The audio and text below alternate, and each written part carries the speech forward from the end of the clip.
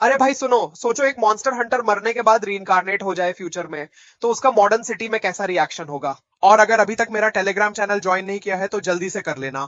वहां पे मैं शॉर्ट पार्ट पहले ही अपलोड कर देता हूँ। लिंक ऊपर आई बटन पे है और डिस्क्रिप्शन में भी है। तो आओ स्टार्ट करते हैं। तो कहानी शुरू होती है पुराने खंडहर में, जहां पर वो सारे लोग चिल्ला रहे होते हैं, लीडर लीडर। फिर देखते हैं कुछ लोग एक आदमी को घेर के बैठे होते हैं और बोल रहे होते हैं, लीडर उठिए। तभी नीचे पड़ा हुआ आदमी हल्का सा खांसता है और उनमें से एक लड़की बोलती है, लीडर जुनू अपनी आंखें खोलिए जल्दी। तभी वो आदमी धीरे से अपनी आंखें खोलता है और बोलता है, उस मॉन्स्टर का क्या हुआ। तभी वहां पे एक मोटा आदमी रोने लगता है और रोते रोते बोलता है, हमने उस गिगेंटियाना मॉन्स्टर को मार दिया है, हम सक्सेसफुल रहे लीडर। तब हंसी में बोलता है, तो आखिरकार हमने उसे हरा ही दिया। आखिरकार ये मॉन्स्टर सभी मॉन्स्टरों से बहुत ज्यादा ताकतवर था जिन्हें हमने पहले हराया है। इसको मारने के लिए हमें 3 साल का वक्त लग गया, हमारे लाखों सिपाही मारे गए, फिर भी आखिरकार हमने ये कर ही दिया। तभी उनमें से एक आदमी रोते हुए बोलता है, लीडर आप अपनी आंखें खोली रखिए, अपनी आंखें बंद मत करिए। उसके बाद एक लड़की रोते हुए चिल्लाकर बोलती है, आप धीरज रखिए, मेडिकल टीम आती ही होगी। तब वो अपनी आधी बॉडी की तरफ इशारा करते हुए बोलता है, क्या मैं तुम्हें पागल लगता हूँ, मेरी आधी बॉडी वहां पड़ी हुई है। और एक नीले बालों वाली लड़की से बोलता है, वॉइस लीडर तुम बचे हुए टीम का अच्छे से ध्यान रखना। आखिरकार वो टाइम आ ही गया जब मैं उन लोगों से माफी मांग लूंगा जिन्हें मैं बचा नहीं पाया। इतना बोलकर वो अपनी आंखें बंद कर लेता है और सभी लोग चिल्लाने लगते हैं, लीडर लीडर। तभी जुनवू के ऊपर ऊपर से एक रोशनी पड़ती है और आवाज आती है, किन जुनवू, साउथ कोरिया के पहले हंटर और जिसने एस्टेब्लिश किया है सबजुगेशन सिस्टम को। उसने बहादुरी के साथ फाइट की एक गिगेंटियाना मॉन्स्टर से और उसे हराया। उसके बाद हम देखते हैं कि एक क्लास के अंदर एक बच्चा दूसरे लड़के के जो कि बैठा हुआ होता है उसका पीछे से थप्पड़ मारता है, हे फेक जुनवू। तभी हम उसके सामने 3 लड़कों को देखते हैं जिनमें से बीच में खड़ा लाल बाल वाला लड़का बोलता है, मैंने तुमसे कहा था ना तुम मेरी वाटर बोतल में पानी भर दो, क्या तुम्हें समझ में नहीं आता है। और तुम तो हमारे लिए ब्रेड भी नहीं लाए। क्या तुम चाहते हो कि हम भूख से मर जाएं? क्या तुम चाहते हो कि मैं तुम्हें सबक सिखाऊं? तभी वो लड़का थोड़ा गुस्से में अपने मन में सोचता है, पता नहीं मैं इन लोगों का गुलाम कैसे बन गया। और सीन कट हो जाता है। फिर हम जुनवू को एक अलग डायमेंशन में ऊपर से नीचे गिरते हुए देखते हैं और उसको आवाज सुनाई देती है, तुम्हारा ये बलिदान बहुत ही बेकार का था। तब वो अपने मन में सोचता है, मेरी बॉडी काम नहीं कर रही है, क्या मैं सच में मर गया हूँ। तभी उसके पीछे से आवाज आती है, तुम मर गए हो लेकिन हम अभी अभी एग्जिस्ट करते हैं और इस दुनिया में ऐसा कोई नहीं है जो हमें रोक सके। तब वो चिल्लाकर बोलता है, क्या बकवास कर रहे हो, क्या तुम्हें लगता है कि जो मेरे सोल्जर थे वो बेवकूफ है जिन्होंने अपना बलिदान दिया? क्या वो मेरी तलवार नहीं थी जिसने तुम्हें हराया था? मैंने एक सब्जुगेशन सिस्टम बनाया है इस तरह के सिनारियों को हैंडल करने के लिए। मैंने ये सब तुम्हारी वीकनेस स्ट्रेटेजी को देखते हुए बनाया था। मैंने ये सिस्टम स्टेप बाय स्टेप बनाया है ताकि आने वाले फ्यूचर में हर बैटल के लिए तैयारी की जाए। तभी उसके सामने से आवाज आती है, तुमने एक सिस्टम बनाया है, ये तो अच्छी बात है, लेकिन मैं दोबारा 42 साल बाद वापस आऊंगा और भी ज्यादा स्ट्रॉन्गर बन के। उसकी बातों को इग्नोर करते हुए जुनवू बोलता है, ठीक है ठीक है। उस टाइम मुझे लगता है कि तुम सड़कों पर कॉकरोच की तरह रेंगते मिलोगे मुझे, और सीन कट हो जाता है। फिर हम देखते हैं कि एक हॉस्पिटल के अंदर एक लड़का बेहोशी की हालत से उठता है और उठते ही बोलता है, ये सब क्या है और मैं कहाँ पर हूँ, क्या ये हॉस्पिटल है? और बोलता है, ये सब क्या हो रहा है, मुझे कुछ समझ में नहीं आ रहा है, मुझे तो लगा था कि मैं उस मॉन्स्टर से लड़कर मर गया था। तभी वो अपने आप को एक मिरर में देखता है और चौंक कर बोलता है, ये सब क्या है, क्या मैं फिर से जवान हो गया हूँ? फिर अपने मन में सोचता है, नहीं, जब मैं छोटा था तब मैं ऐसा तो नहीं दिखता था, यहाँ पे क्या चल रहा है, मुझे कुछ समझ में नहीं आ रहा है। तभी हॉस्पिटल की लाइट जल जाती है और उधर से एक डॉक्टर और एक आदमी अंदर आते हैं और वो आदमी बोलता है, तो फाइनली तुम जाग ही गए। आते ही वो आदमी अपनी आईडी को दिखाता है और बोलता है, मैं एक पुलिस हूँ और मैं उसे केस की रिगार्डिंग कुछ सवाल पूछना चाहता हूँ, क्या सब ठीक है? तब जुनू चौंक कर पूछता है, केस इन्वेस्टिगेशन। उसके बाद वो आदमी एक फाइल को पढ़ते हुए बोलता है, नाम किम जुनवू, डेट ऑफ बर्थ 3 मार्च 2035 और तुम 17 साल के हो चुके हो इस साल, क्या ये सही है? तभी जुनवू बोलता है, नहीं, मैं तो 1975 में पैदा हुआ था। ये सुनकर तो वो दोनों हक्के बक्के हो जाते हैं। फिर जुनू बोलता है, क्या तुम उस एक्सीडेंट के बारे में जानना चाहते हो जब मैं उस मॉन्स्टर से उस खंडहर में लड़ रहा था? ये सुनकर तो वो दोनों की ओर ज्यादा ही फट जाती है और आपस में बात करने लगते हैं, मुझे लगता है कि इसकी कंडीशन अभी भी ठीक नहीं है। तो डॉक्टर बोलता है, मैंने तुमसे पहले ही कहा था, इसको अभी भी रेस्ट की जरूरत है। और बोलते हैं, मुझे लगता है कि ये अपने आप को सचमुच का हंटर जुनून समझने लग गया है और ये शॉर्ट टर्म मेमोरी लॉस में आम बात है। ये तब होता है जब इंसान की इमेजिनरी और रियलिटी की दुनिया का अंतर खत्म हो जाता है। तुम्हारे साथ कल एक हादसा हो गया था और यहाँ से नीचे हुआ था, तो किसी को इसके बारे में पता नहीं और सीसीटीवी कैमरे में भी उसकी रिकॉर्डिंग नहीं हो पाई है। क्या तुम्हें ऐसा कुछ भी याद नहीं है? तब जुनू थोड़ा सोचते हुए घबरा जाता है। तब पुलिस ऑफिसर बोलता है, ठीक है कोई बात नहीं, और अपना कार्ड देते हुए बोलता है, ठीक है, जब भी तुम्हें कुछ याद आए तो तुम इस पर कांटेक्ट करके बता सकते हो। तब जुनू उस कार्ड को लेते हुए बोलता है, ठीक है, तब जाते हुए डॉक्टर बोलता है ठीक है अब के लिए मैं जाता हूँ, तुम यहाँ आराम करो। तभी जुनू डॉक्टर को रोकते हुए बोलता है डॉक्टर। डॉक्टर जवाब देता है यस। तब वो पूछता है क्या आप मुझे बता सकते हैं कि ये कौन सा साल है। डॉक्टर छोड़ते हुए उसको बताता है आज है 8 मार्च 2051। इतना सुनते ही जुनू चौंक कर बोलता है नहीं ऐसा नहीं हो सकता। दौड़कर जाकर विंडो का पर्दा हटाकर बाहर देखता है। बाहर देखते ही उसकी आंखें खुली की खुली रह जाती हैं और बोलता है ये सब क्या है। जहां तक मुझे याद है ये जगह तो मॉन्स्टर से लड़ते रहे एक वीरान खंडहर बन चुका था, जहां पे बहुत सारे लोग बेकार बाहर बैठे रहते थे और जिनको तो काफी सारी बीमारियां भी लगी हुई थी। पर मुझे यकीन नहीं हो रहा है कि ये इतना बदल गया है। और सोचता है काश वो सभी लोग अभी जिंदा हो। इन बोम से ओक्रू वूशिक और योरही। उस इंसिडेंट को 42 साल हो गए हैं, वो सब पक्का एक साथ होंगे। तभी उसको रियलाइज होता है क्या 42 साल, क्या ये वही साल है। तभी सायरन से आवाज आती है इमरजेंसी इमरजेंसी। गांव यूनिवर्सिटी हॉस्पिटल के पास एक मेजर क्राइसिस हुआ है। फिर हम एक ब्लू वार्म होल को देखते हैं जहां से सब भागते हुए बोल रहे होते हैं भागो भागो और एसोसिएशन को इसके बारे में बताओ। ये सब सुनते ही जुनू भागते हुए बोलता है चलो अच्छा हुआ, इसी बहाने मुझे मेरे बनाए हुए सब्जुगेशन का अपग्रेडेड वर्जन देखने को मिलेगा। फिर जैसे ही जुनू बाहर जाता है वो बोलता है क्या इतने सारे लोग यहाँ क्या कर रहे हैं इस खतरनाक सिचुएशन में। तभी वहां एक मिलिट्री ऑफिसर माइक में बोलता है इस सब्जुगेशन में एक एडवांस्ड हंटर पार्टिसिपेट करेगी, कृपया सब लोग इससे दूरी बनाए रखें। उसके बाद हम 10 मिनट में उस मॉन्स्टर को डंजन से बाहर लाने का कहते हुए उसे सुनते हैं। इतना सुनते ही जुनू गुस्से से बोलता है क्या तुम सब मॉन्स्टर को बाहर लाने वाले हो। तभी हमें फ्लैशबैक दिखाया जाता है जहां जुनू एक स्पीच में बोल रहा होता है क्या तुम सब जानते हो अगर मॉन्स्टर डंजन से बाहर आ गए तो उनको रोकना हमारे लिए बहुत ही मुश्किल होगा और इससे हमारी सिटी खतरे में पड़ सकती है। हो सकता है कि हमारी पूरी कंट्री ही खतरे में पड़ जाए। तो इसके लिए हमेशा याद रखना कि हम मॉन्स्टर्स को डंगन्स के अंदर ही खत्म कर दें। क्या सब लोग समझ गए। तब सभी सोल्जर एक साथ बोलते हैं यस सर। फिर वापस प्रेजेंट में जुनहो भीड़ को चीरते हुए आगे आता है और गुस्से में बोलता है तुम बेवकूफ लोग। फिर हम देखते हैं कैमरामैन कैमरा सेट करता है और रिपोर्टर माइक टेस्ट करती है। तभी जुनू चिल्लाते हुए बोलता है तुम सब ये क्या कर रहे हो, क्या तुम सब पागल हो। ये सुन के सभी लोग उसकी तरफ बोलने लगते हैं कौन है ये तो कोई हाई स्कूल का स्टूडेंट लग रहा है। तब जुनू गुस्से से बोलता है इतने सारे लोगों को इकट्ठा करना, तुम सब क्या सोच रहे हो कि मॉन्स्टर को मारना बच्चों का खेल है। तभी भीड़ में से आवाज आती है देखो वो आ गई। और सभी लोग चीयर करने लगते हैं गो ऑन चाय गो ऑन चाय गो ऑन चाय। फिर हम देखते हैं एक कार आती है जिसमें से एक लड़की बाहर आती है और पोज देती है। कैमरामैन फोटो खींचते हुए बोलता है मैडम इधर देखिए। उसे देखकर जुनू सोचता है तो क्या यही है मॉडर्न हंटर। ये तो मेरी सोच से ज्यादा ही यंग है, मैं इसकी स्किल देखने को बेकरार हूँ। फिर गोन चाय डंजन की तरफ जाने लगती है और अपनी ब्रेसलेट दिखाते हुए बोलती है सिस्टम कनेक्शन एक्सेस।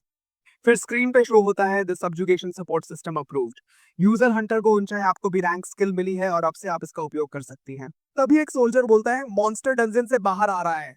फिर हम देखते हैं उस डंजन में हलचल होने लगती है और उसमें से एक बड़ा सा मॉन्स्टर का पैर बाहर आता है और रोर मारते हुए एक भेड़िया जैसा मॉन्स्टर बाहर आता है। तभी गोन चाय अपनी स्वॉर्ड में क्रिस्टलाइज पावर को एक्टिव करती है। रोर मारते हुए मॉन्स्टर गोन चाय को खाने के लिए आगे बढ़ता है, लेकिन गोन चाहे उस अटैक को डॉज करते हुए साइड होती है और अपनी स्वॉर्ड से उस पर एक जोरदार अटैक करती है। ये सब देखकर कुछ लड़कियां फोटो खींचते हुए बोलती हैं वाओ ये कितना औसम है। मुझे तो ऐसा लग रहा है जैसे हंटर को ऊंचाई डांस कर रही हो। तभी एक छोटा बच्चा जो अपने पापा के कंधे पर बैठा होता है बोलता है पापा जब मैं भी बड़ा हो जाऊंगा तब मैं भी हंटर बन के लोगों को प्रोटेक्ट करूंगा। तब उसके पापा बोलते हैं हाँ बेटा क्यों नहीं। ये सब सुनकर गो ऊंचाई भी थोड़ा खुश होती है, मुझे भी लगता है कि मेरी मेहनत रंग लाने लगी है। फिर हम देखते हैं गो ऊंचाई दौड़कर एक ऊंची जंप लगाती है और अपनी स्वॉर्ड से एक स्लाइस मारती है, जिससे बहुत सारे क्रिस्टल के टुकड़े जाकर उस मॉन्स्टर को लगते हैं और वो मॉन्स्टर वहीं पर मर जाता है। और ये सब करके गो ऊंचाई सभी लोगों के सामने स्टाइल से पोज मारते हुए खड़ी हो जाती है। सभी लोग ये देखकर गो ऊंचाई को चीयर करने लगते हैं गो ऊंचाई गो ऊंचाई गो ऊंचाई। ये सब देखकर जुनू पहले तो खुश होता है फिर गुस्से से बोलता है फिर भी ये सब ठीक नहीं है। उसकी आवाज में कुछ गहरी चिंता थी, जैसे वो जानता हो कि कुछ बड़ा खतरा अभी बाकी है। फिर जुन्नू गुस्से में अपनी मुट्ठी कसते हुए जोर से चिल्लाता है यहाँ सब कुछ बिगड़ा पड़ा है। उसका चेहरा गुस्से से लाल हो गया था। एक दिखावे की हंटर जिसने सेलिब्रिटी के जैसे कपड़े पहने हैं और केवल स्किल के दम पे फाइट करती है और ये बैकअप टीम बस नाम के लिए है। उसने अपने हाथों को हिलाते हुए अपने गुस्से का इजहार किया। और सबसे बेहूदी चीज यह है कि ये लोग सब्जुगेशन को बीच सड़क पर सभी सिविलियंस के सामने कर रहे हैं। तभी गुस्से में भरकर जुन्नू पास खड़े एक कैमरा को लात मारता है और वो जमीन पर गिर जाता है। कैमरा गिरते ही उसकी आवाज गूंज उठती है। ये सब देखकर एक सोल्जर गुस्से से चीखता है बहुत हुआ, तुम ये क्या कर रहे हो। जुनवू और भी भड़क कर जवाब देता है मैं क्या कर रहा हूँ, मुझे बताओ तुम सब क्या कर रहे हो।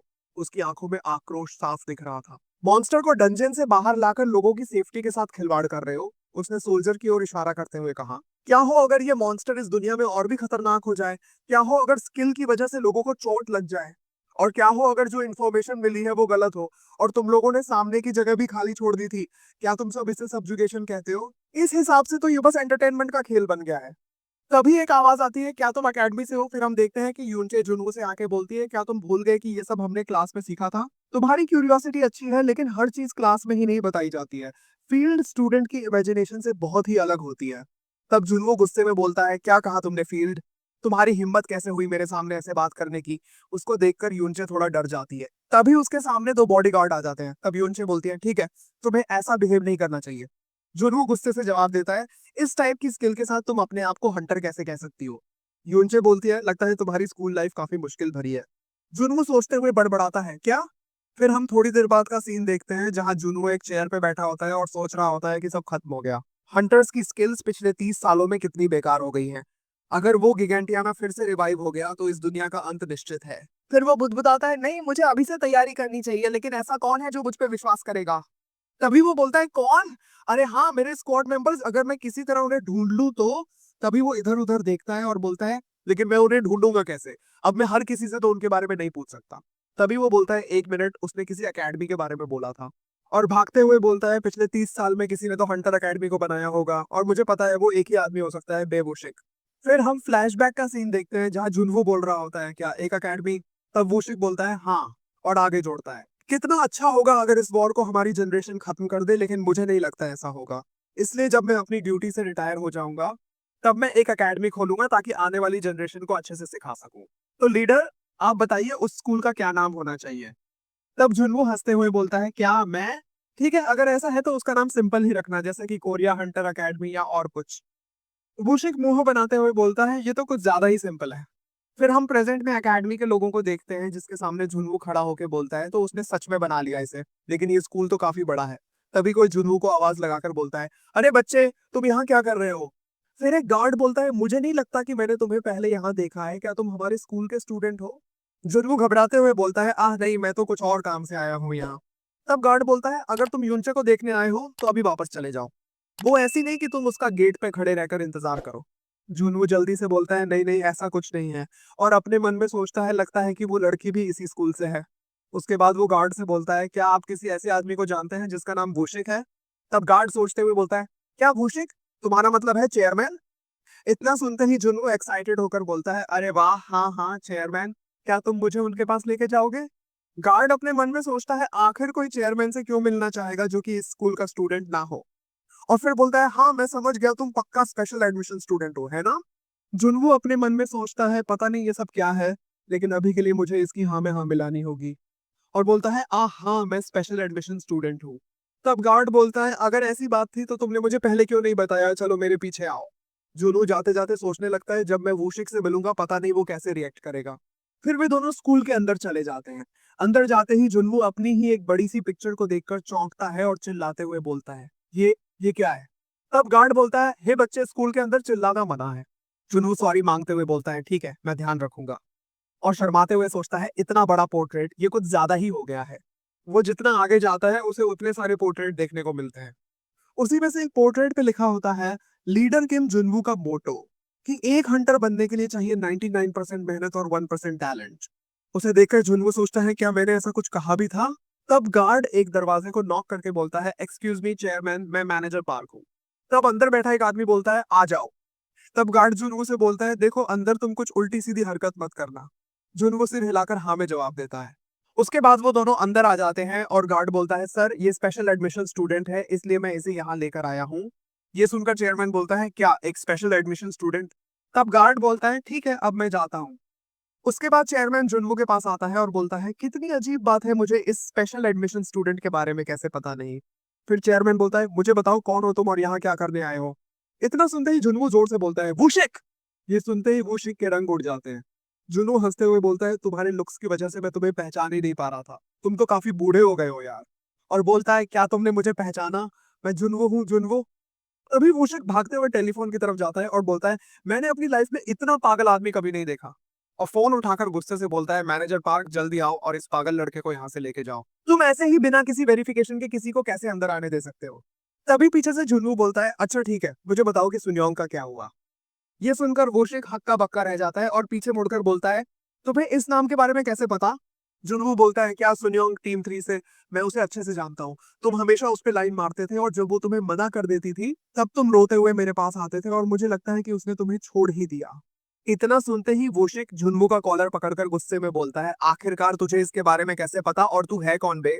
जुनवू हंसते हुए बोलता है, वाह, मेरी पूरी लाइफ में तुमने पहली बार मुझे ऐसे पकड़ा है। तब गुस्से में वोशिक से बोलता है, क्या तुम इतने ताकतवर हो गए हो जो ऐसा बिहेव कर रहे हो? ये देखकर वोशिक डरते हुए जुनवू को छोड़ देता है। तब जुनवू बोलता है, वोशिक, मैंने तुमसे कितनी बार कहा है उन मॉन्स्टर्स के सामने और उन लोगों के सामने कि अगर तुम कोई भी काम करने जा रहे हो तो उसे अच्छे से करो। ये सुनते ही वोशिक को जुनवू के अंदर पुराना लीडर जुनवू दिखाई देने लगता है। वो घबराते हुए बोलता है, लीडर? तो सीन चेंज होता है और हमें फ्लैशबैक में बेस कैंप दिखाया जाता है। माहौल पूरी तरह से टेंशन से भरा हुआ, और तभी एक आदमी जोर से चिल्लाते हुए बोलता है, तुम लोग क्या कर रहे हो? तभी हमें दिखता है कि एक आदमी एक छोटी लड़की को पकड़कर उसके गले पर चाकू रखे खड़ा है। उसके चेहरे पर पसीने की बूंदें, आंखों में पागलपन और जुबान से बस यही निकल रहा है, क्या तुम लोगों को सुनाई नहीं दे रहा है? जल्दी से मेरे लिए एंटीबायोटिक्स और खाना लेकर आओ। और तभी एंट्री होती है जुनवू की। उसकी चाल में कॉन्फिडेंस और आंखों में वो ठंडा पागलपन जो सामने वाले को हिलाकर रख दे। वो अपने साथी की तरफ देखता है और बोलता है, यहाँ क्या चल रहा है? साथी थोड़ा डरे हुए अंदाज में जवाब देता है, लगता है इस आदमी को कैंप 7 से बाहर निकाल दिया गया है। इन्फेक्शियस बीमारी हो गई है इसे, और अब ये एंटीबायोटिक्स और खाना मांग रहा है। जुन्नू के चेहरे पर कोई खास रिएक्शन नहीं, बस हल्की सी आंखें ऐसे उड़ती है। इन्फेक्शियस बीमारी?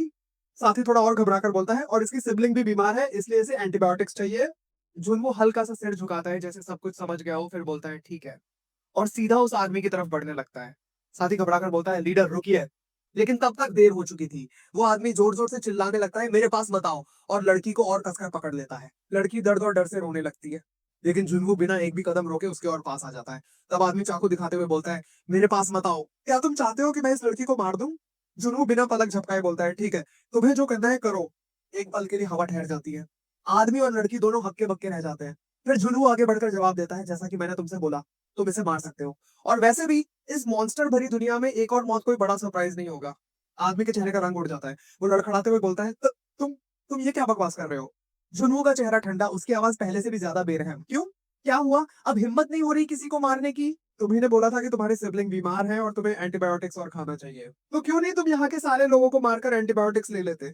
अगर इस दुनिया में किसी को बचाना है तो किसी को मारना भी सीखो। फर्क नहीं पड़ता कि सामने कोई मॉन्स्टर खड़ा है या इंसान। अगर मारना ठान लिया है तो खत्म करो, वरना चुपचाप अपने सिबलिंग के साथ मर जाओ। बस अब आदमी का दिमाग काम करना बंद कर देता है। गुस्से से बौखलाकर वो लड़की को साइड में धक्का देता है और अपने चाकू से जुनू पे हमला कर देता है, लेकिन जुनू लाइटनिंग स्पीड में टॉस करता है और अगले ही सेकंड में उसका हाथ पकड़कर उसे उठाकर जमीन पे पटक देता है। आह! दर्द से चीखता हुआ आदमी जमीन पे पड़ा रहता है, लेकिन वो इतनी आसानी से हारने वालों में से नहीं था। लड़खड़ाते हुए उठता है, आंखों में जलता हुआ गुस्सा, मैं तुझे नहीं छोड़ूंगा हरामजादे। और फिर, अब चुपचाप मर जा मेरे हाथों से, बोलकर वो पूरी ताकत से फिर से चाकू लेकर झपटता है। लेकिन तभी जुनवू अपनी रिंग में रिंग ऑफ बैटल्स को ऑन करता है और एक डार्क स्माइल के साथ बोलता है, यही तो मैं चाहता था। और अगले ही पल एक पंच, उसका चाकू हवा में उछल जाता है। जुनवू सिर्फ एक उंगली से उसके माथे के पास क्लोज फ्लिक एक्टिवेट करता है और बूम, आदमी सीधा दीवार पे जाकर गिरता है और बेहोश हो जाता है। जुनवू अपने साथी की तरफ देखता है और बोलता है, इधर आओ। साथी जल्दी से दौड़ कर आता है और घबरा कर बोलता है, जी लीडर। जुनू अपनी आंखें बंद करता है, एक ठंडी सांस लेता है और बोलता है, हमारे पास जो भी एंटीबायोटिक्स बचे हैं उसकी यंगर सिस्टर को दे दो। साथ ही हल्के से कांपते हुए बोलता है, एक मिनट लीडर, अगर उसकी सिस्टर सच में इन्फेक्टेड है तो क्या ये एंटीबायोटिक असर करेगा? जुनू हल्की ठंडी आवाज में बोलता है, कैंप 7 की दूरी यहाँ से 100 किलोमीटर है और जब तक ये वापस जाएगा तब तक ये दोनों मर जाएंगे। तो क्या तुम्हें समझ आया मैंने क्या बोला? उस आदमी की आंखों में डर और घबराहट साफ झलकती है। वो भागते हुए जवाब देता है, जी लीडर, मैं समझ गया। फिर तुरंत अपने बाकी साथियों की तरफ देखता है और ऑर्डर देता है, इस आदमी को उठाकर लोडिंग ट्रक में डाल दो। जब इसे होश आएगा तो इसकी ट्रेनिंग शुरू कर देना। जुनू वहां से जाते हुए बिना पलटे बोलता है, अब से ये आदमी और हम सेम टीम में। सीन बदलता है। अब हम वापस प्रेजेंट में आते हैं और वो चौंकते हुए पूछता है, क्या आप सच में लीडर हैं और आप ऐसे क्यों हैं? जुनू के चेहरे पर हल्की सी परेशानी आती है। फिर वो कंधे उचकाकर जवाब देता है, मुझे भी नहीं पता ये सब क्या चल रहा है, मैं ऐसा क्यों हूँ। जब उठा तब मेरी हालत ऐसी थी। मुझे कुछ सोचते हुए खुद से बड़बड़ाता है, पता नहीं ये कैसे हो सकता है, क्या ये पॉसिबल भी है? जुनू उसकी आंखों में सीधा देखता है और गुस्से से बोलता है, लगता है तुम्हें अभी भी बिलीव नहीं हुआ है। मुशिक एक लंबी सांस लेकर बोलता है, अगर मैं सच बताऊं तो यहाँ जितने भी लोग हैं सबकी हालत मेरी तरह ही होगी जब उनके सामने एक मरा हुआ बंदा एक छोटे बच्चे के रूप में वापस आ जाए। झुनमू हल्की सी स्मिरक के साथ बोलता है, क्या सच में? तो क्या तुम्हें याद है जब तुम मेरे साथ सब्जुगेशन के लिए गए थे तो तुमने अपनी पैंट गीली कर ली थी? बस ये सुनते ही वुशिक की आंखें गुस्से से लाल हो जाती हैं और बैम, एक जोरदार मुक्का सीधा जुनमू के मुंह पर, और सीन कट हो जाता है। सीन फिर बदलता है। अब हमें वही वॉचमैन दिखता है जो घबराहट में अपनी टोपी पकड़कर भाग रहा होता है। उसके दिमाग में चेयरमैन की कड़कती आवाज गूंज रही होती है, तुम बिना किसी चेकिंग किसी को भी ऐसे अंदर कैसे आने दे सकते हो? वो हांफते हुए खुद से बड़बड़ाता है, अरे यार ये मैंने क्या कर दिया? फिर उसे याद आता है स्पेशल एडमिशन एक डिफिकल्ट सर्कमस्टांस है जिसकी वजह से किसी को भी एडमिशन मिल सकता है, और मैंने उसकी हाइट देखकर सोचा कि वो स्टूडेंट है, इसलिए मैंने उसे जाने दिया। भागते भागते वो गेट के बाहर खड़ा होकर खुद को समझाने लगता है, खैर अब कुछ नहीं हो सकता, मैं चुपचाप जाकर माफी मांग लेता हूँ। वो गेट खोलता है और अंदर झांकता है, और जो देखता है उसकी रूह कांप जाती है। बुशिक जमीन पे पुशअप कर रहा होता है और जुनवो उसकी काउंटिंग कर रहा होता है, 1 2।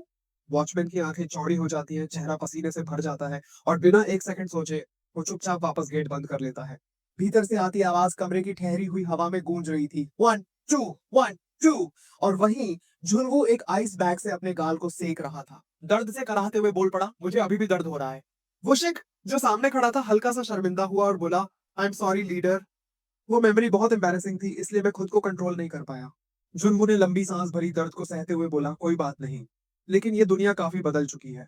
बुशिक सिर हिलाते हुए बोला, हाँ लीडर, लेकिन आप तो बहुत शॉक्ड होंगे क्योंकि ये दुनिया पहले से कहीं ज्यादा बदल चुकी है। जुनमू हल्के से मुस्कुराया, लेकिन उस मुस्कान में ठंडी सच्चाई झलक रही थी। हाँ, तुम बिल्कुल सही कह रहे हो, और यहाँ तो सब्जुगेशन सिस्टम को भी पूरी तरह बदल दिया गया है। थोड़ी देर पहले मैंने देखा, लोग बीच सड़क पे मॉन्स्टर को डंजन से बाहर निकाल रहे थे और फिर वहीं पे सब्जुगेशन शुरू कर दिया। बुशिक हल्का सा हंसा, तो आप उस हॉस्पिटल वाले इंसिडेंट की बात कर रहे हैं। मुझे पता है आप क्या सोच रहे हैं कि ये दुनिया इतनी बदल कैसे गई, लेकिन लीडर, जब से आपने उस जाइगैंटियाना मॉन्स्टर को टेक डाउन किया है तब से दुनिया थोड़ी पीसफुल हो गई है। अब डेंजरस मॉन्स्टर बहुत ही कम देखने को मिलते हैं। फिर उसने एक लंबी सांस ली और आगे बोला, इसीलिए हंटर्स ने सब्जुगेशन को पब्लिकली करना शुरू कर दिया, ताकि लोगों को दिखा सके कि वो मॉन्स्टर को कैसे मारते हैं। बस इतना सुनते ही झुनगू का पारा चढ़ गया।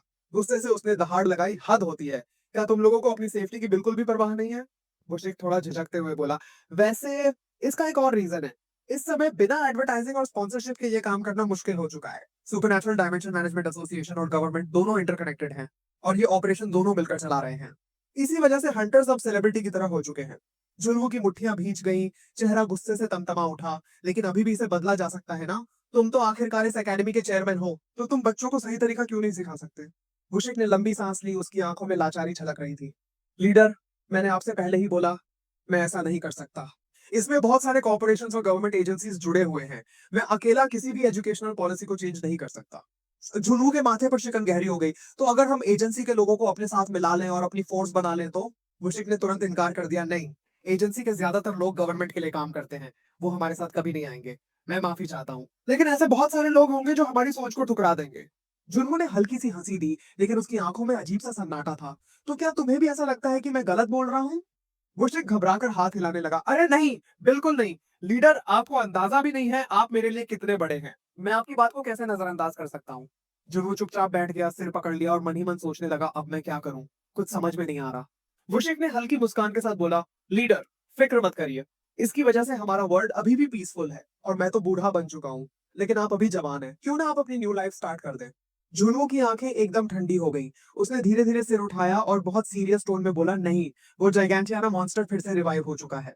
और ये सुनकर तो मुशिक के चेहरे का पूरा रंग उड़ गया। उसकी आवाज कांपने लगी, क्या आपने अभी क्या बोला?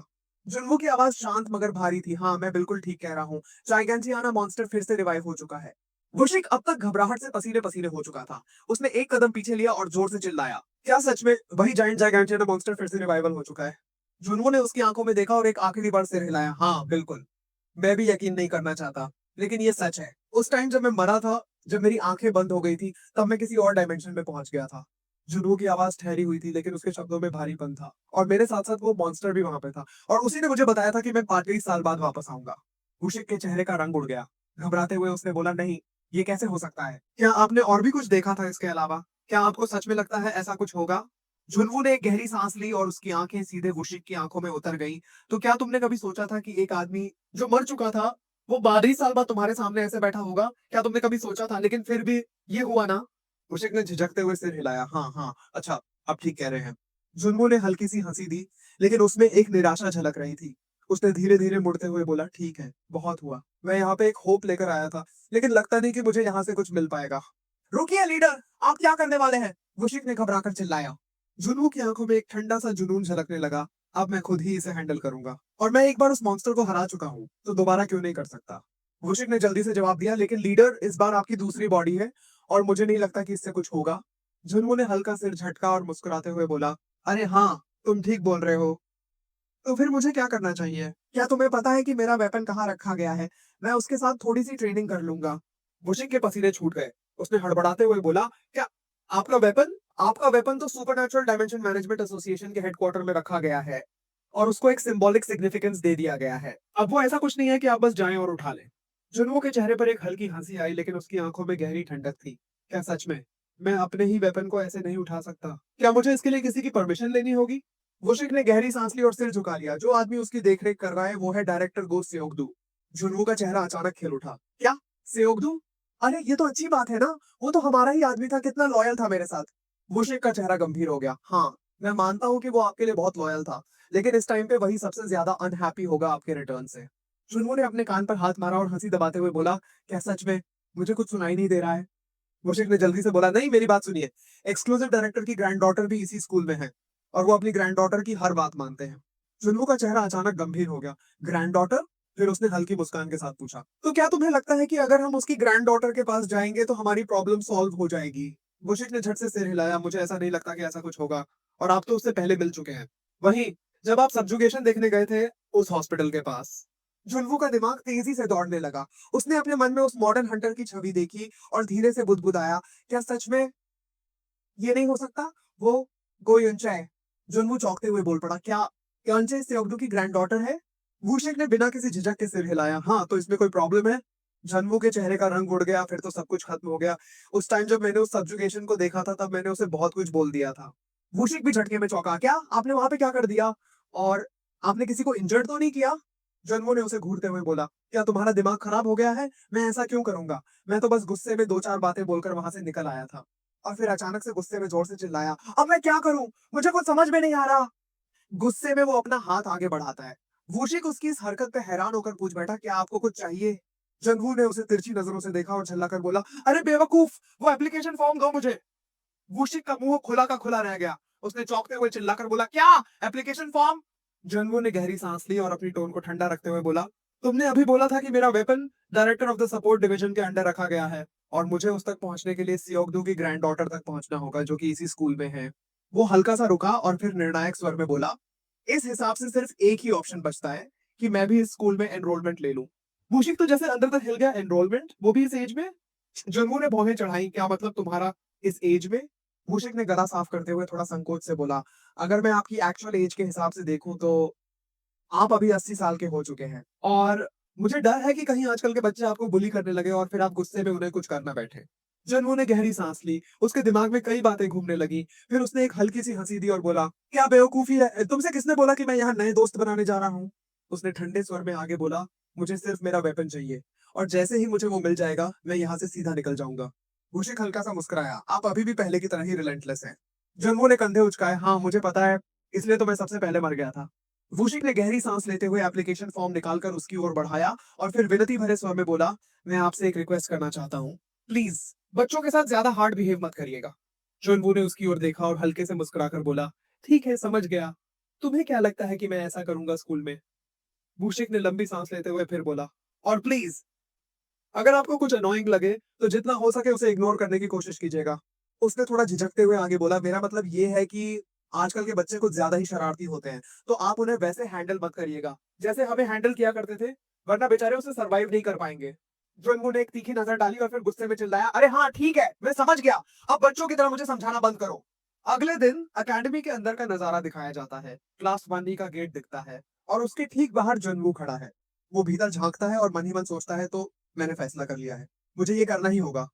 उसने हल्का सा सिर झटकते हुए खुद को समझाया, लेकिन अंदर जाने से थोड़ा नर्वस महसूस हो रहा है, पर मेरे वेपन के लिए मुझे ये करना होगा। फिर उसे वूशिक की बात याद आई, मुझे अपनी प्रोफाइल लो रखनी होगी जब तक कि मैं यूनचाई तक नहीं पहुंच जाता। तभी पीछे से एक आवाज आती है, तुम क्या कर रहे हो? जनवू चौंक कर पीछे मुड़ता है और देखता है एक शॉर्ट हेयर वाली लड़की, कंधे पर एक बैग टांगे, आंखों में वही ठंडी बेरुखी, वो सीधा उसकी तरफ देख रही थी। फिर वो बिना किसी हिचक के बोलती है, तुम दरवाजे के सामने क्यों खड़े हो? अगर तुम्हें नहीं जाना तो हट जाओ, मुझे जाना है। जनवू हल्का घबराकर जल्दी से बोलता है, अरे मैं तो बस जाने ही वाला था, लेकिन लड़की वहीं खड़ी रहती है। अब वो जनवू को ध्यान से घूरने लगती है। जनवू को अजीब सा लगने लगता है, हल्का सा पसीना भी आ जाता है। वो झिझक कर बोलता है, क्या हुआ, मैंने कुछ गलत बोला क्या? लड़की एक सेकंड के लिए चुप रहती है, फिर बिल्कुल ठंडे एक्सप्रेशन के साथ बोलती है, अरे तुम तो वही हो ना, कल वाले बेवकूफ। हाँ। जनवू को कुछ भी समझ में नहीं आता। वो थोड़ा हड़बड़ा कर बोलता है, क्या? कल वाला कौन बेवकूफ? लड़की बिना किसी इंटरेस्ट के अंदर जाते हुए बोलती है, मैंने सुना था कि यहाँ पे एक स्पेशल ट्रांसफर स्टूडेंट आने वाला है, बट मैंने कभी नहीं सोचा था कि वो तुम होगे कल वाला बेवकूफ। फिर एक हल्का सा शोल्डर श्रग करते हुए बोलती है, खैर इससे मुझे क्या, जो करना है करो, और सीधे अंदर चली जाती है। जुनवू वहीं खड़ा रह जाता है। अगले ही सेकंड वो चिल्लाते हुए बोलता है, तुम किस बारे में बात कर रही हो, और कौन है वो कल वाला बेवकूफ? लेकिन लड़की एक बार भी पीछे मुड़कर नहीं देखती। जुनवू वहीं खड़ा रह जाता है और अपने मन में सोचता है, ये कैसी लड़की थी यार, जो बोलना था बोल दिया और बिना सुने चुपचाप चली भी गई। सीरियसली। वो एक ठंडी सांस लेता है और खुद से बड़बड़ाता है, खैर ये आजकल के बच्चे भी ना, छोड़ो। फिर वो अंदर जाता है और जैसे ही उसकी नजर क्लास में पड़ती है, वो सीन बिल्कुल फ्रीज हो जाता है। सारे बच्चे उसकी तरफ देख रहे होते हैं, और सिर्फ देख ही नहीं रहे, घूर रहे होते हैं। कुछ बच्चे आपस में हल्की हल्की आवाज में फुसफुसा रहे होते हैं, अरे देखो ये तो वही है ना, कल वाला बेवकूफ। दो लड़कियां एक दूसरे को देखकर बोलती हैं, हाँ हाँ, यही है वही कल वाला बेवकूफ लड़का। जानवू वहीं दरवाजे पर खड़ा रह जाता है, हल्का नर्वस सा महसूस करता है। उसके मन में हजारों सवाल घूमने लगते हैं, पता नहीं ये लोग ऐसा क्यों देख रहे हैं, मेरा तो स्कूल का पहला दिन है, लेकिन फिर भी ये सब ऐसे क्यों घूर रहे हैं जैसे पहले से मुझे जानते हो। वो हल्का सा सिर हिलाता है और खुद से बोलता है, खैर छोड़ो, मुझे इन सब चीजों को इग्नोर करना है। और फिर वो क्लास में कदम रखता है। जनवू अंदर दाखिल होता है और पूरे माहौल का मुआयना करने लगता है। हल्की सी हैरानी उसके चेहरे पर साफ झलक रही थी। वो अपने मन में सोचता है, ये स्कूल देखकर तो मुझे ऐसा लगता था कि यहाँ कुछ ज्यादा खास नहीं होगा, लेकिन ये तो कुछ ज्यादा ही मॉडर्न निकला। मुझे लगा था कि सारे बच्चे अपने हथियार लिए तैयारी करते होंगे। फिर उसकी नजर क्लासरूम की बेंचेस पे पड़ती है। वो थोड़ी देर तक इधर उधर देखता है और फिर हल्के से बड़बड़ाता है, तो मुझे किधर बैठना चाहिए? तभी एक डेस्क पे रखे बुके पर उसकी नजर पड़ती है, बड़े ही शानदार अंदाज में सजा हुआ। उस पर चमचमाते हुए अक्षरों में लिखा था, कंग्रेचुलेशन ऑन योर एनरोलमेंट। जनवू धीरे धीरे उसकी तरफ बढ़ता है, बुके को उठाकर गौर से देखता है और अगले ही सेकंड उसका चेहरा गुस्से में सख्त हो जाता है। वो अपने मन में सोचता है, ये सब क्या है, क्या यहाँ जो भी एनरोल करता है उसे इसी तरह से वेलकम किया जाता है? ये भूशिक भी ना कुछ ज्यादा ही करने लगा है। बिना किसी एक्स्ट्रा रिएक्शन के वो उसी बेंच पे बैठ जाता है। बुके को घूरते हुए बोलता है, अब मैं इस बुके का क्या करूं? इसको तो मैं खा भी नहीं सकता। ये सब करके तो बस रिसोर्सेज और पैसों की बर्बादी है। तभी पीछे से एक जोरदार आवाज गूंजती है। ये टीचर भी पता नहीं अपने आप को क्या समझती है। धड़ाम! दरवाजे पे एक जोरदार लात पड़ती है और वो झटके से खुल जाता है। और फिर एक लड़का बड़े ही एटीट्यूड में अंदर दाखिल होता है। उसके चेहरे पर घमंड, चाल में दबंगई और लहजा पूरा अनॉयड टाइप। वो पूरे क्लासरूम में एक नजर दौड़ाता है और बड़बड़ाता है, सबसे बेकार चीज मुझे लगती है सुबह सुबह स्कूल आना। कितना अनोइंग है ये। पूरे क्लास का माहौल एकदम से चुप।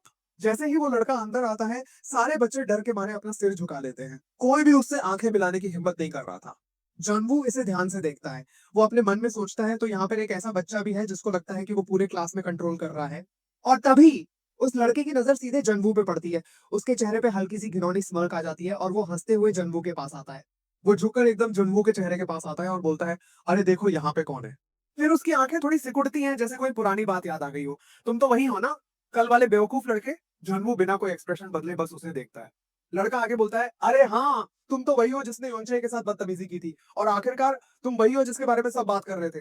जनवू हल्के से भौहें चढ़ाता है और बोलता है, लेकिन तुम्हें इस सब चीज के बारे में कैसे पता? तुम मुझे जानते कैसे हो? तभी लड़का अपने फोन को निकालता है। टच स्क्रीन ऑन होती है और वो फोन जनवू के सामने कर देता है। देख लो खुद ही। फोन की स्क्रीन पर एक वीडियो क्लिप प्ले हो रही थी, जनवू का वीडियो। वो वायरल हो चुका था।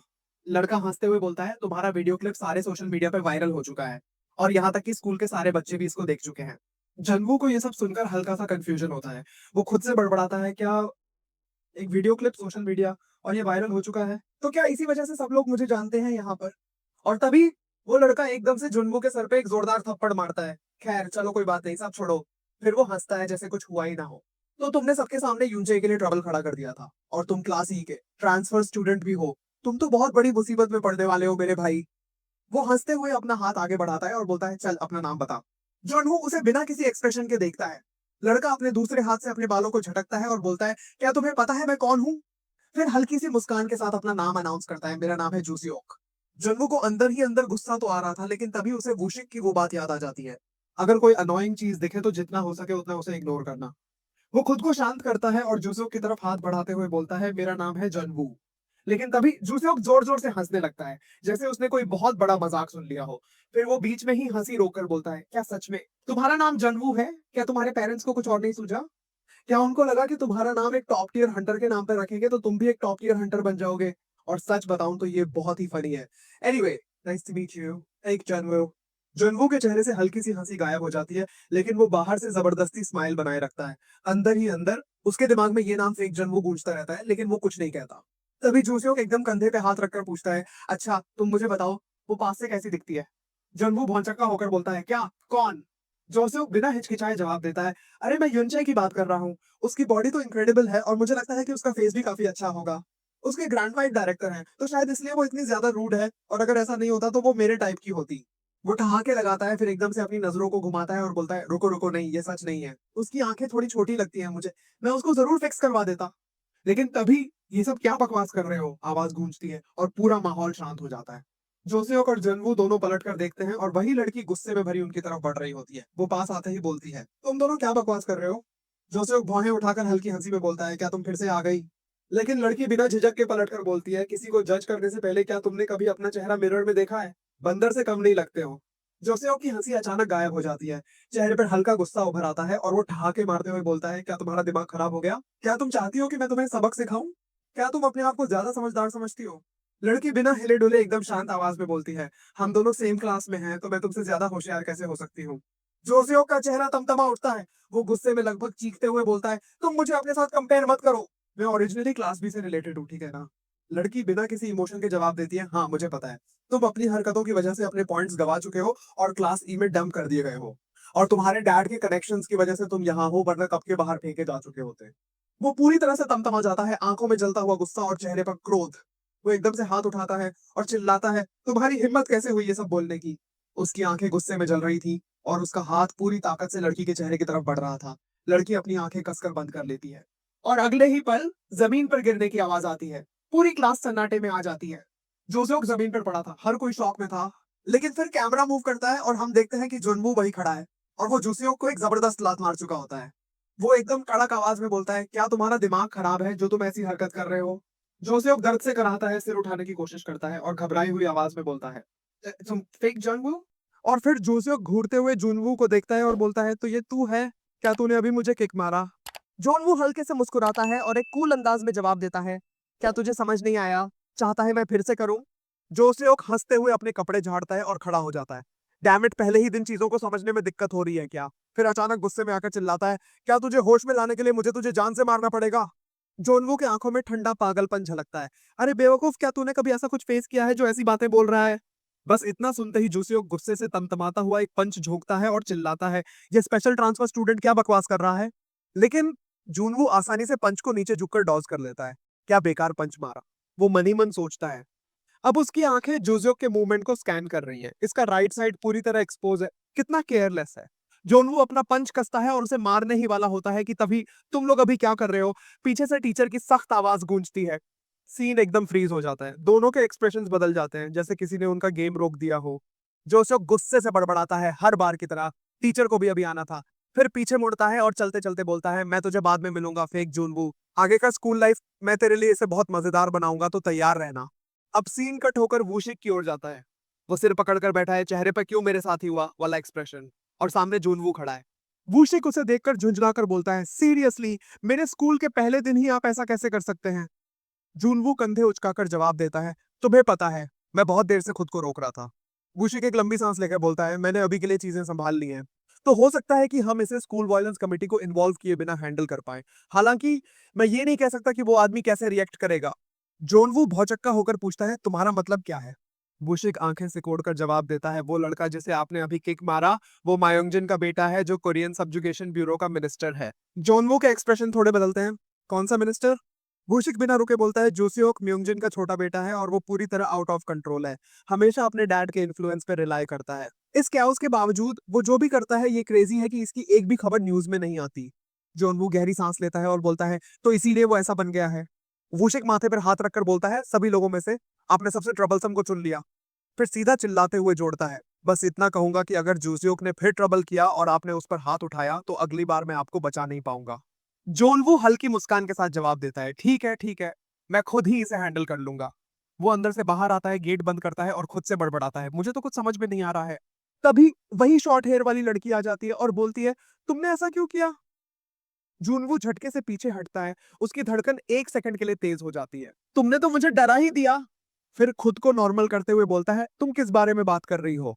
लड़की आंखें घुमाकर बोलती है, मैं जोसुक के बारे में बात कर रही हूँ। क्या तुम्हें नहीं पता कि वो कैसा लड़का है? जॉनवू एक कूल अंदाज में जवाब देता है, किसे फर्क पड़ता है? मुझे हमेशा से बिना मैनर्स वाले बच्चे पसंद नहीं आए। और तुम्हारी क्या बात है? तुम उस लड़के से क्यों लड़ रही हो? वो तो तुम्हारे बारे में बात भी नहीं कर रहा था, उसने यंचे का नाम लिया था। तभी जूनवू अचानक ठहर जाता है। उसकी आंखें लड़की को गौर से देखती हैं। वेट, अब जब मैं सोचता हूँ, लड़की का चेहरा अंचे की झलक ये गो युनचे से बहुत मिलती है और इसका नाम भी गो अह्युन है।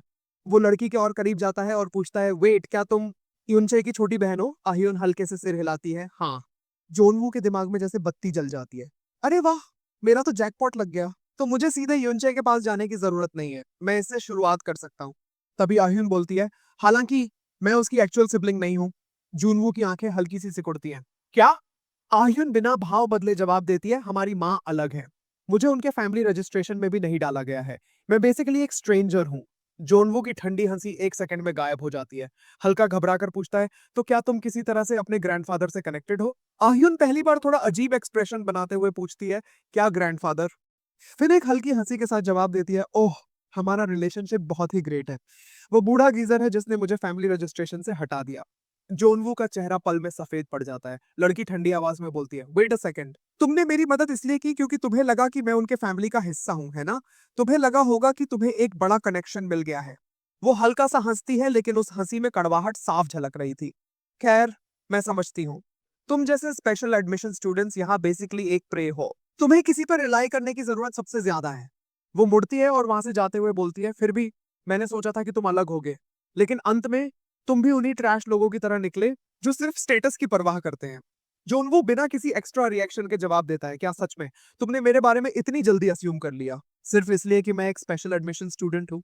उसके चेहरे पर हल्की सी स्माइल आती है, लेकिन वो स्माइल पूरी तरह से सार्कास्टिक थी। बट लगता है कि तुम भी स्टेटस के आधार पर जज करने में अलग नहीं हो।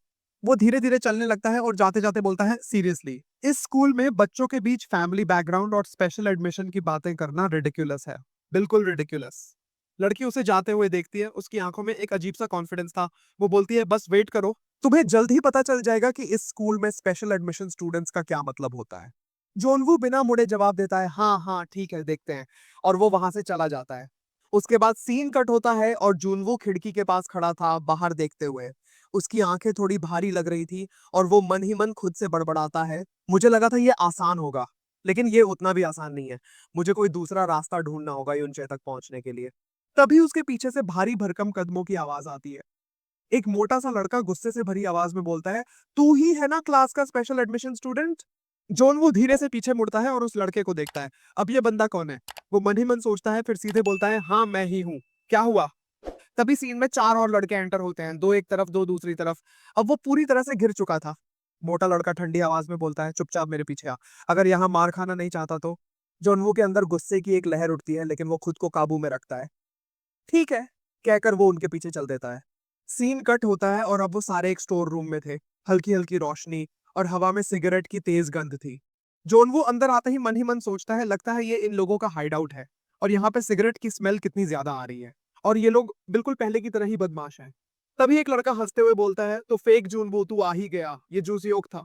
वो आगे बढ़ता है और तिरस्कार भरी आवाज में बोलता है, इससे पहले कि मैं तेरे स्कूल के पहले दिन को यादगार बना दूं, तुझसे कुछ पूछना चाहता हूँ। वो एक पल रुकता है, फिर सार्कास्टिकली पूछता है, तू ये बता, तेरे अंदर इतनी हिम्मत कहां से आई कि एक स्पेशल एडमिशन होकर मुझसे लड़ने आ गया? वो हंसते हुए बोलता है, मुझे तो अभी भी ऐसा लग रहा है जैसे मैं कोई सपना देख रहा हूँ। जॉन वो हल्की मुस्कान के साथ बोलता है, हाँ हाँ ठीक है, और चाहे मैं कहीं भी जाता मैं स्पेशल एडमिशन ही होता। फिर वो हल्के से सिर झुकाता है और बोलता है, सच बताऊं, मैं भी ये जानने के लिए उत्सुक हूँ, ये सब क्या हो रहा है? जोसो का चेहरा गुस्से से कस जाता है। क्या सच में तुझे जानना है? फिर वो चीखते हुए बोलता है, तू एक न्यू स्पेशल एडमिशन स्टूडेंट है, तेरे पास कोई सपोर्ट नहीं है और फिर भी तू मेरी बराबरी करना चाहता है। वो आगे बढ़ता है और गुर्राता है, अगर मैं अभी डिसिप्लिनरी रेस्ट्रिक्शन के अंडर नहीं होता ना, तो मैं तुझे खुद से क्रश कर देता। उसके चेहरे पर एक सन की मुस्कान आ जाती है। तू अपने आप को लकी समझ, क्योंकि ये लोग तुझे ज्यादा तकलीफ नहीं देंगे, आसानी से निपटा देंगे तुझे। फिर वो गुस्से से चिल्लाता है, स्टार्ट करो। और तभी पीछे से एक लड़का लात मारने के लिए आगे बढ़ता है, लेकिन जूनवू झुककर उसके किक को डॉज कर देता है। लड़का सीधा जमीन पे गिरता है। जॉनवू बिना किसी इंटेंसिटी घटाए बिल्कुल ठंडे स्वर में बोलता है, क्या बेवकूफी है। जोसेओक उसे गौर से देखता है और हंसते हुए बोलता है, तो तू डॉज करने में माहिर है, देखते हैं कब तक डॉज करता है। तभी दो लड़के एक साथ हमला करने के लिए आगे बढ़ते हैं, लाल बाल वाला और पीले बाल वाला। लाल बाल वाला एक जोरदार पंच मारता है, लेकिन जूनवू साइड स्टेप करके डॉज कर लेता है। पीछे से पीले बाल वाला भी एक पंच मारता है, लेकिन जूनवू उसे भी आसानी से डॉज कर लेता है। फिर हल्के से मुस्कुराते हुए बोलता है, लगता है आजकल के बच्चों को फाइटिंग के बेसिक्स भी नहीं आते। और तभी मोटा लड़का गुस्से से झपटता है, लेकिन जूनवू बिना एक सेकंड गंवाए घुटने से उसके चेहरे पर एक जोरदार वार करता है। ठक! मोटा लड़का वहीं रुक जाता है, उसकी आंखें चौड़ी हो जाती हैं। फिर उसकी नाक से खून बहने लगता है और वो बेहोश होकर जमीन पे गिर जाता है। बाकी के लड़के सन्न खड़े रह जाते हैं। जूनवू हल्के से गर्दन घुमाकर बोलता है, अब क्या हुआ, अब तुम क्यों नहीं आ रहे। ये देखकर जूसे गुस्से से कांप उठता है। वो चीख कर बोलता है, लगता है तू अपने स्कूल के पहले दिन को सचमुच यादगार बनाना चाहता है। अब तो देखता जा मैं क्या करता हूँ, हरामजादे। जॉनवू हंसकर बोलता है, अरे तुझे जो करना है अच्छे से करना, ये दूर से क्या बकवास कर रहा है। सीन कट होता है और अह्युन कॉरिडोर में गुस्से से कदम बढ़ा रही थी। उसके चेहरे पर नाराजगी साफ झलक रही थी। वो बड़बड़ाती है, क्या बेवकूफ लड़का है वो। लेकिन उसके दिमाग में बार बार जूनवू की बातें गूंज रही थी। इस स्कूल में फैमिली बैकग्राउंड और स्पेशल एडमिशन की बातें करना कितना रिडिकुलस है। उसका चेहरा और ज्यादा कस जाता है। वो बिना कुछ जाने इस तरह से मुझसे कैसे बात कर सकता है। तभी अचानक उसके पास से एक लड़की घबराई हुई आवाज में चिल्लाती है, उस स्पेशल एडमिशन स्टूडेंट को जूसोक की गैंग उठाकर ले गई है। आह्युन ठिठक जाती है। वहां खड़े स्टूडेंट्स में हलचल मच जाती है। क्या तुम सच बोल रही हो? लगता है उसका स्कूल लाइफ खत्म होने वाला है, और इसका तो लाइफ कुछ ज्यादा ही जल्दी खत्म होने वाला है। एक लड़की थोड़ा डर कर बोलती है, तुमने इसकी खबर किसी टीचर को दी? दूसरी लड़की लगभग फुसफुसाते हुए जवाब देती है, क्या तुम पागल हो? क्या तुम चाहती हो कि तुम्हारा भी नाम इसमें आए? आह्युन उनकी बातें सुनकर बिना इमोशन के बोलती है, आखिरकार एक स्पेशल एडमिशन स्टूडेंट होकर इस तरह से एक्ट करोगे तो यही होगा। वो वहां से जाने लगती है, लेकिन तभी फिर से जूनवू की आवाज उसके दिमाग में गूंजती है, तुम भी तो दूसरों की तरह हो। तुम भी मुझे एक स्पेशल एडमिशन स्टूडेंट के रूप में जज कर रही हो। तुम भी बाकी लोगों की तरह ही हो। वो अचानक रुकती है। उसके चेहरे पर एक पल के लिए उलझन झलकती है। फिर अगले ही सेकंड उसकी आंखों में डिटर्मिनेशन आ जाती है। वो तेजी से भागने लगती है। सीन कट होता है और जूनवू को तीनों लड़के घेर कर खड़े हैं। जोसेफ गुस्से से चिल्लाता है, तुम सब क्या कर रहे हो? जल्दी करो और इस इडियट को खत्म कर दो। तीनों लड़के जूनवू की तरफ तेजी से बढ़ते हैं, लेकिन जूनवू बिना घबराए मन ही मन सोचता है, क्या बचकानी हरकत है ये अपने आप को महान समझने लगा है। वो धीरे धीरे अपनी आंखें ऊपर उठाता है और एक ठंडी आवाज में बोलता है, तुम्हारी फिजिकल एबिलिटी और मेंटल एबिलिटी दोनों एक छोटे बच्चे की तरह है। जोसेफ का चेहरा गुस्से से लाल हो जाता है। वो लगभग चीखते हुए बोलता है, तुम सब अपना स्किल यूज करो। तीनों लड़के ठिठक जाते हैं। क्या? अगर हम पकड़े गए तो हमें स्कूल से बाहर निकाल दिया जाएगा। जोसेफ गुर्राते हुए बोलता है, मैं इसका ध्यान रखूंगा कि हम पकड़े न जाएं, तुम बस यूज करो। तभी तीनों लड़के अपने हाथों को ऊपर उठाते हैं और ब्रेसलेट्स एक्टिवेट हो जाते हैं। जोनवो की आंखें हल्की सी सिकुड़ती हैं। ये तो वैसा ही ब्रेसलेट है जैसा युनचेन ने उस टाइम पहना था। लगता है आजकल वेपन कैरी करने की जगह इस ब्रेसलेट का यूज किया जाता है। तभी जोसेफ अचानक कूदकर सामने आता है और बाकी सबको धक्का देकर पीछे कर देता है। हट जाओ, तुम सब जाओ यहां से, अब मैं खुद इसको सबक सिखाऊंगा। वो सिस्टम एक्सेस करता है। तभी स्क्रीन पे एक सिस्टम पॉपअप आता है, subjugation support system of the association for dimensional management he has been granted. बाकी के लड़के हैरानी से देखते हैं। जोसियोक, अगर तुम डिसिप्लिनरी पीरियड के बीच स्किल यूज करते हुए पकड़े गए तो तुम्हें पता है ना क्या होगा। जोसेफ बिना एक पल गनवाए गुर्राता है, तुम चुप रहो। तभी सिस्टम का दूसरा पॉपअप आता है, स्टूडेंट जूसियोक, rank D, category skill access हियन हैज बीन कंप्लीटेड। अब से आप अपना स्किल यूज कर सकते हैं। आपका स्किल है आर्म्ड कैटेगरी। जोनवू अब तक बिल्कुल शांत खड़ा सब कुछ देख रहा था। तभी जूसियोक अपना ब्लैक स्पीयर ट्रायस समन करता है। चारों तरफ गहरे काले एनर्जी की लहरें फैल जाती हैं। वो भयानक आवाज में हंसता है और बोलता है, अब मैं देखता हूं तुम कितनी देर तक बचते हो। मैं तुमसे यही पेशाब करवाऊंगा और उसे चटवाकर तुमसे माफी मंगवाऊंगा। जोनवू उसे एक पल घूरता है, फिर एक ठंडी हंसी हंसता है और बोलता है, अरे बच्चे, तुम्हें पता भी है इसे कैसे यूज करते हैं? जोसेओक एकदम भड़क जाता है, क्या क्या तुम मजाक कर रहे हो? क्या तुम्हें दिखाई नहीं देता? मैं इसको ऑलरेडी यूज कर रहा हूं। लेकिन जूनवू को कोई फर्क नहीं पड़ता। वो नीचे झुकता है और बगल में पड़ा एक झाड़ू उठा लेता है। जोसेओक के चेहरे पे कंफ्यूजन झलकती है। जोनवू झाड़ू को घुमाते हुए बोलता है, तुम्हें क्या लगता है कि बस एक वेपन समन कर लोगे तो तुम्हें स्किल मिल जाएगी उसकी? और गहरी आवाज में बोलता है, तुम्हें तो कुछ भी नहीं पता, और तुम अपने आप को इतना होशियार समझते हो। तभी उसकी आंखें अचानक से गंभीर हो जाती हैं। तुम्हारी हिम्मत कैसे हुई अपने स्किल को एक आम आदमी पे यूज करने की, वो भी डंजन के बाहर? फिर सीन कट हो जाता है और हम पहुंचते हैं फैकल्टी ऑफिस के अंदर। वहां एक टीचर अपने साथी टीचर से बात कर रहा होता है। वो बोलता है, मिस यूबिन, मैंने सुना है कि जो स्पेशल एडमिशन स्टूडेंट एनरोल हुआ है उसने अपने पहले दिन में ही बखेड़ा खड़ा कर दिया है। ऐसा लगता है उसकी बाकी की स्कूल लाइफ ट्रबलफुल होने वाली है। मिस यूबिन हल्के से सिर हिलाती है, हाँ हाँ तुम सही बोल रहे हो। तभी सामने से दूसरा टीचर बोलता है, लेकिन उसके पास इतनी हिम्मत कैसे है कि वो जूसियोक से पंगा ले सके, वो भी एक स्पेशल स्टूडेंट के रूप में जो लोएस्ट क्लास में है। इसका मतलब तो ये हुआ कि उसके पास बिल्कुल भी टैलेंट नहीं है। मिस यूबिन मुस्कुराते हुए जवाब देती है, अरे नहीं, ऐसा कुछ भी नहीं है। तभी सामने से टीचर पूछता है, क्या क्या मतलब आपका? मिस यूबिन एक फाइल सामने रखते हुए बोलती है, वो स्टूडेंट जूनवू को एक्सक्लूडेड फ्रॉम इवैल्यूएशन कैटेगरी में रखा गया है, वो भी बस एप्टीट्यूड टेस्ट के लिए। ये सुनकर सामने से टीचर चौंक कर बोलते हैं, क्या सच में? ये रैंक तो उन्हें दी जाती है जिनका कॉम्बैट रैंक एक्सेप्शनल होता है और जिनको मेजर नहीं किया जा सकता।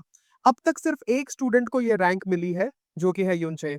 तो आप ये कह रहे हैं कि वो स्पेशल एडमिशन स्टूडेंट यूनचे के बराबर लेवल पर है? फिर वो और बोलते हैं, लेकिन अगर ऐसा है तो वो क्लास ई में क्यों है? अगर उसके पास ऐसा स्किल है तो उसे हायर क्लास में होना चाहिए था, जैसे क्लास ए, और उसे तो स्टूडेंट लीडरशिप का कैंडिडेट होना चाहिए था। मिस यूबिन बताती हैं, वेल चेयरमैन ने ये ऑर्डर दिया है और मुझे भी नहीं पता उन्होंने ऐसा क्यों किया है। दूसरा टीचर बोलता है, आज के टाइम पे इस तरह के लोग मिलना बहुत ही मुश्किल है। मिस यूबिन बोलती है, तुम ठीक बोल रहे हो, लेकिन इसकी डिटेल मुझे भी ठीक से नहीं पता है। तभी एक जोर से आवाज आती है, टीचर। दोनों मुड़कर देखते हैं तो अह्युन गेट खोलकर आती है। वो दोनों टीचर बोलते हैं, अह्युन क्या हुआ? अह्युन घबराते हुए बोलती है, वो जूनवू, और सीन कट हो जाता है। अब हम दिखाते हैं जूनवू का सीन, जहां वो अपने झाड़ू से जूसेओक से लड़ रहा होता है। जोसेओक गुस्से से बौखलाया हुआ होता है और लगातार अपने ट्रायस से अटैक कर रहा होता है, लेकिन जूनवू उसके हर अटैक को अपने झाड़ू से डॉज कर रहा होता है। जोसेओक गुस्से से बड़बड़ाता है, यहाँ पर क्या हो रहा है? नॉर्मली जब भी मैं अपनी स्किल एक्टिवेट करता था तो सामने कोई भी सीधा साधा बंदा आसानी से हार जाता था, लेकिन ये हरामजादा मेरे हर अटैक को डॉज कैसे कर रहा है, वो भी एक टूटे हुए झाड़ू से? फिर चिल्लाकर बोलता है, पता नहीं क्या चल रहा है, और दोबारा अटैक करता है, लेकिन जूनवू फिर से उसके अटैक को डॉज कर लेता है। जोसेओक चिल्लाकर बोलता है, तू हरामजादे, तू क्या कर रहा है? जोनवू आराम से बोलता है, इस आर्म्ड स्किल का मतलब ये है कि तुम अपने वेपन को आंख बंद करके हवा में इधर उधर चलाओ, इसे सिखाना पड़ता है। जोसेओक एक कदम पीछे जाकर बोलता है, तू एक स्पेशल एडमिशन होने के बावजूद इसके बारे में कैसे जानता है? तुझे पता भी है ये क्या है? और दोबारा जूनवू के ऊपर अटैक करते हुए बोलता है, इस स्किल को कोर के द्वारा एक्सट्रैक्ट किया जाता है, क्या तुझे नहीं पता? जोनवू उसके अटैक को डॉज करते हुए बोलता है, इस ब्लैक स्पीयर ट्रायस को डार्क शैडो के कोर से एक्सट्रैक्ट किया जाता है, जिसे मॉन्स्टर कंट्रोल करते हैं। तो तुम मुझे बताओ, तुम्हारे पास ये वेपन कैसे है? तभी हम फ्लैशबैक में दिखाते हैं, जहां जूजियो के डैड उसे ब्लैक स्पीयर ट्रायस गिफ्ट के रूप में देते हैं उसके मिडिल स्कूल में, क्योंकि उसने गैजेट एकेडमी में एडमिट लिया था और the integrated subjugation support system में रजिस्टर करवाया था, और उसकी रैंक क्लास बी में आई थी। ग्रेजुएशन के बाद वो एक एसोसिएशन एफिलिएट हंटर बन जाता है, और अगर उसने वहां पर अच्छा किया होता तो स्टूडेंट ऑफिसर और अर्ली फील्ड प्लेसमेंट में भेजा जाता। वापस प्रेजेंट में आते हैं और जूसेओक गुस्से से चिल्लाता है, ये किस तरह का हरामी है? तभी जूनवू अपने झाड़ू से उसके हाथ पे मारता है और उसका ट्रायस हाथ से गिरकर जमीन पे गिरता है। फिर सिस्टम पॉपअप आता है, ऐसा लगता है कि यूजर के हाथ से वेपन छूट गया है, प्लीज जल्दी से उसे वापस लीजिए। जोसेओक हक्का बक्का रह जाता है और जूनवू उसके ट्रायस को छीन लेता है। वो बोलता है, अब ध्यान से देखो बच्चे, एक वेपन को कैसे यूज किया जाता है। तभी चारों ओर अंधेरा छाने लगता है, सब लड़के चिल्लाने लगते हैं, ये सब क्या हो रहा है? एकदम से दिन से रात कैसे हो गया? फिर एकदम से रोशनी वापस आने लगती है और एक लड़का बोलता है, देखो फिर से पहले जैसा होने लग गया है। तभी लाल बाल वाला लड़का घबराते हुए बोलता है, अरे अपने पैर के पास देखो। पीले बाल वाला लड़का बोलता है, क्यों, क्या हुआ? वे देखते हैं कि उनकी परछाइयां वहां से दूर जा रही हैं। सब घबराते हुए बोलते हैं, हमारी परछाइयां, वो हमसे दूर जा रही हैं। फिर मोटा लड़का अपना हाथ उठाकर देखता है और बोलता है, नहीं ये कैसे हो सकता है, यहाँ पर हर चीज की परछाई गायब हो चुकी है। तभी हम देखते हैं कि जूनवू, जो अब सारी परछाइयों को अब्सॉर्ब कर चुका होता है और उसकी बॉडी पूरी ब्लैक हो चुकी होती है, उसे देखकर जोसेओक डरते हुए चिल्लाता है, नहीं ये क्या हो रहा है? अब ये मत कहना कि ये मेरा वही ट्रायस है जिसे मैं यूज कर रहा था। क्या इसकी पावर इतनी ज्यादा है? ये कैसे हो सकता है? तो बस इस वीडियो में इतना ही, और अगर ये सीरीज आपको पसंद आ रही है तो प्लीज वीडियो को लाइक करके कमेंट कर दो ताकि वीडियो को बूस्ट मिले, और नेक्स्ट पार्ट के लिए चैनल को सब्सक्राइब करके नोटिफिकेशन ऑन कर लेना। मिलते हैं नेक्स्ट पार्ट में।